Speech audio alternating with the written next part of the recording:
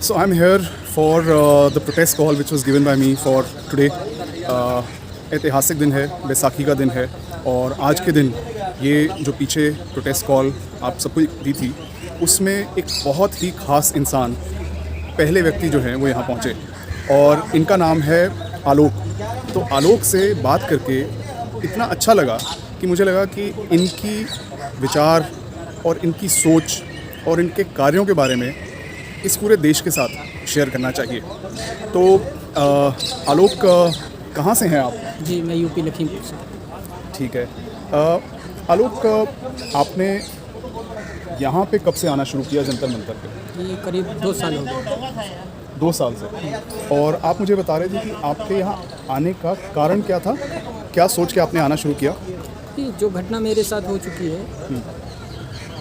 तो मैं समझता हूँ सारे लोग यहाँ पे परेशानी है, कहीं ना कहीं दिक्कत होती है हर किसी को, वो अपनी मांग यहाँ पे रखते हैं।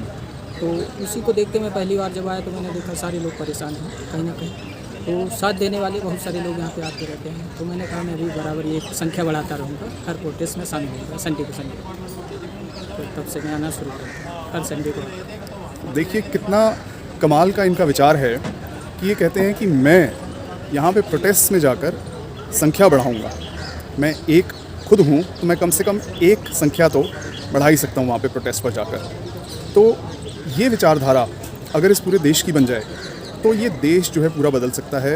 एक दूसरे के लिए लोग खड़े हों, एक दूसरे के साथ खड़े हों और उनके दुख दर्द में जाके अगर सिर्फ हम शामिल हो जाएं और बोलें कि हाँ मैं हूँ, चाहे मैं चुप रहूँगा लेकिन मैं आपके साथ आपका दर्द बांटने के लिए या आपका हौसला बढ़ाने के लिए या आपकी संख्या ज़्यादा है वो दिखाने के लिए मैं यहाँ पे हूँ।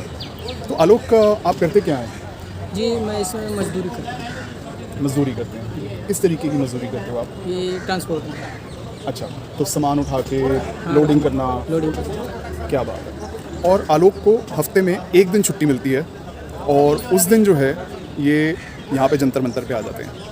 आलोक, मुझे ये बताइए कि आप 2 साल से यहाँ आ रहे हो, आपने बहुत सारे प्रोटेस्ट जो हैं तकरीबन 100 से ज़्यादा प्रोटेस्ट में आपने भाग लिया।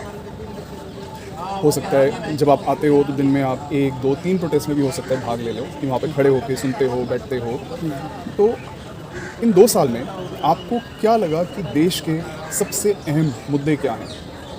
जी, बहुत सारी समस्याएं हैं। महंगाई है, बेरोजगारी है, शिक्षा की समस्या है, बहुत सारी समस्या है। गिना ही नहीं सकता हूँ कितनी समस्या है। यहाँ पे जो लोग आ रहे हैं बहुत सारा समस्या है। हर कम से कम कुछ नहीं, हर किसी का सुनना तो चाहिए क्या समस्या है सरकार को। ठीक है। बाकी का तो प्रोसेस आगे करेगा जो भी रहेगा, लेकिन मुझे लगता है कोई उससे सुनवाई भी नहीं हो पा रहा, क्योंकि यहाँ पे मीडिया तक नहीं पहुँच रहा है। जो मेन स्ट्रीम मीडिया है वो भी नहीं दिखता है, सारा यूट्यूबर है। उसका बहुत बहुत धन्यवाद वो आता है कवर करता है। तो बात थोड़ी सी बाहर जाती है इससे। जाती है। समस्याएं बहुत सारी, किसान का मुद्दा है, बहुत सारे। किसानों के क्या अहम मुद्दे हैं? किसानों के मुद्दे ये शहरी अर्बन क्षेत्र में जो है यहाँ बिल्डर का समस्या है। अगर ग्रामीण में देखो तो भूमाफिया का दिक्कत है। वहाँ पे भूमाफिया शोषण कर रहा है, यहाँ पे बिल्डर शोषण कर रहा है।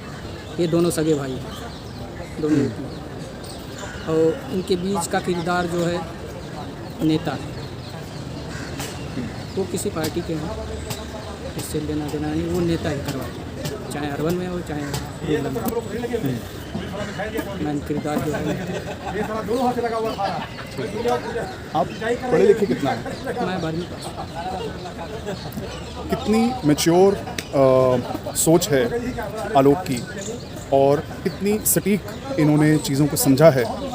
तो इनसे आप सभी को एक सीख लेने की ज़रूरत है कि अपने दुख दर्द को सिर्फ ना देखते हुए अगर आप एक लकीर थोड़ी लंबी खींच दें और दूसरों के दुख दर्द में शामिल हों, और यही जो है आज का ये जो प्रोटेस्ट की कॉल है वो ये कि कैसे हम सब मिलकर इस देश को इन सारी चीज़ों से हम आज़ाद करा सकें।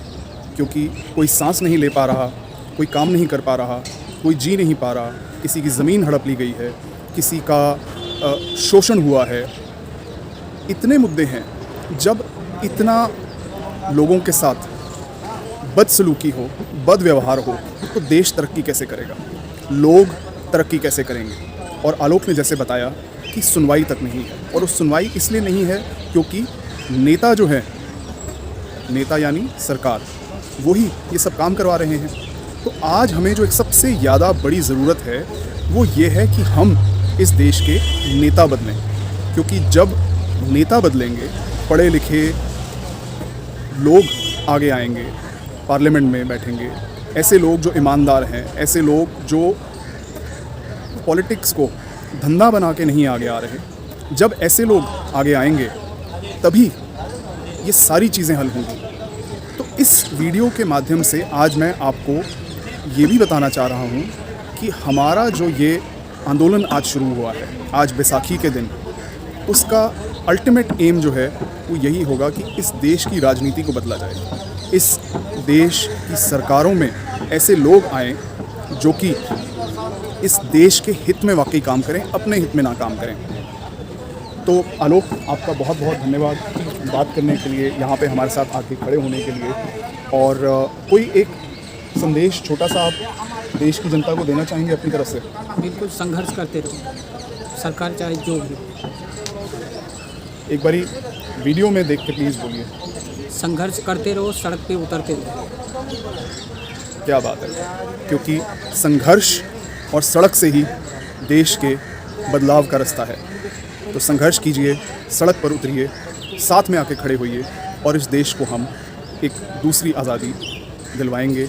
आज उस मुहिम की शुरुआत हो चुकी है और आप सभी ने अब साथ आकर इस मुहिम को और तगड़ा बनाना है, इस मुहिम को और राज्यों तक पहुंचाना है, पूरे देश में फैलाना है और हम मिलकर इस देश का भविष्य बदलेंगे।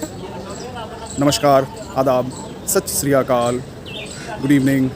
बैसाखी की आप सभी को बहुत बहुत मुबारक।